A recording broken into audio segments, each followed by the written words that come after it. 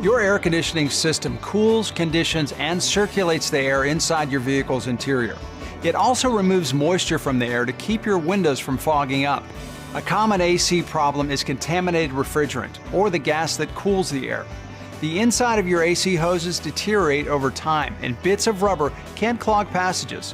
This makes the system less efficient and could overwork other AC components. Leaks can develop at seals and gaskets, which reduces the amount of refrigerant, causing the system to work harder to compensate. Dirty components can also have the same effect. If your air conditioning system isn't making cool air like it used to, there is a problem.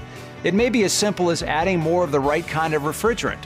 Your AC requires special compressor oil, which circulates through the system along with the refrigerant to lubricate and protect expensive components and keep seals and gaskets from drying out.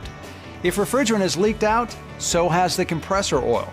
This oil needs to be replenished whenever refrigerant is added. Most vehicle manufacturers recommend an interval for an air conditioning system inspection. The inspection uncovers leaks, worn hoses, and evaluates the condition of the other system components. Environmental laws in some areas require leaks to be repaired before refrigerant can be added. Also, some parts need to be replaced at the same time in order to maintain their warranty, because a new part can still be damaged by an old part that works with it.